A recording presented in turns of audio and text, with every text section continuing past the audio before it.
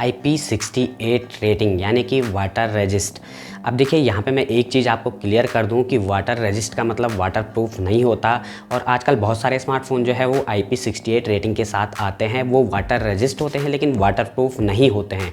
इसका मतलब वो कुछ हद तक पानी के फव्वारों को झेल सकते हैं या पानी की बूंदों को झेल सकते हैं, पानी की भाप को झेल सकते हैं, लेकिन ऐसा नहीं है कि आपने उसको नाले में फेंक दिया और आपको सही सलामत वापस मिल जाएगा। तो आजकल बरसात का मौसम चल रहा है और ऐसे में बहुत ज़्यादा ज़रूरी है कि हमें पता हो कि हमारा फ़ोन IP68 रेटिंग के साथ आता है या नहीं आता है।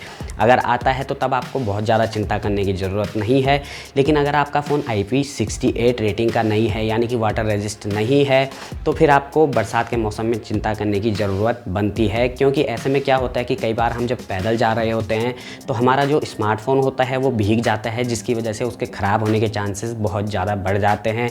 और ऐसे में हमें क्या करना चाहिए आगे इसी वीडियो में हम इस बारे में डिटेल से बात करेंगे। सबसे पहले तो अगर हमें कहीं पैदल जा रहे हैं और अचानक से बारिश आ जाए तो तब हमें क्या करना चाहिए, और अगर वो सारी चीज़ें करने के बाद भी हमारा फ़ोन भीगने से नहीं बच पाया तो उसके बाद हमें क्या करना चाहिए, डिटेल से बात करेंगे। लेकिन वीडियो में आगे बढ़ने से पहले अगर अभी तक आपने चैनल को सब्सक्राइब नहीं किया है तो नीचे दिए हुए लाल बटन को प्रेस करके चैनल को सब्सक्राइब कर दीजिए और साथ में बेल आइकन दबा दीजिए, क्योंकि इसी तरह की इन्फॉर्मेटिव वीडियोस मैं आप लोगों के लिए बनाता रहता हूं।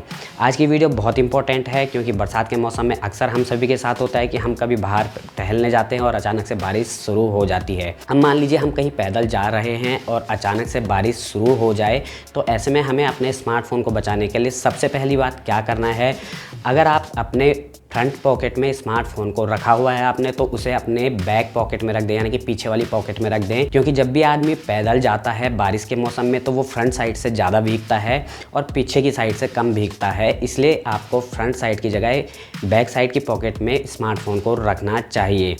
दूसरी चीज़ आपको ये करनी है कि अगर अचानक से बारिश शुरू हो जाए तो आपको देखना है आपके नज़दीक अगर कोई साफ पॉलीथीन पड़ी हो, क्योंकि वैसे भी भारत में बहुत ज़्यादा कूड़ा इधर उधर बिखरा रहता है, तो आपको अगर कहीं नज़दीक कोई पॉलीथीन पड़ी हुई दिखती है तो आप उस पॉलीथीन में लपेट के उसे अपनी पॉकेट में रख सकते हैं। तीसरी चीज़ आप क्या कर सकते हैं, अगर आप एक वॉलेट का यूज़ करते हैं तो मान लीजिए ये वॉलेट है तो आपको वॉलेट के बीच में स्मार्टफोन को दबा के और इस तरह से अपने बैक पॉकेट में रख देना है। क्योंकि मोस्टली जो वॉलेट होते हैं वो वाटरप्रूफ होते हैं और उनके अंदर पानी बहुत आसानी से नहीं घुस पाता है, तो ऐसे में आपका स्मार्टफोन बच सकता है। कई बार हमारे पास अम्ब्रेला यानी कि छाता होता है लेकिन बारिश इतनी तेज़ होती है कि हम नीचे के एरिए से पूरे भीग जाते हैं, तो वहाँ पर आपको ध्यान रखना है कि अपने निचले पॉकेट यानी पैंट की पॉकेट के बजाय अपनी शर्ट की पॉकेट में फ़ोन रखना है। क्योंकि जो ऊपर वाला हिस्सा होता है वो हमारा तेज़ बारिश में भी नहीं भीगता है क्योंकि वो छाते के नज़दीक होता है, जबकि जो नीचे वाला हिस्सा होता है वो छाते से दूर होता है, इसलिए वो भीग जाता है तेज़ बारिश में।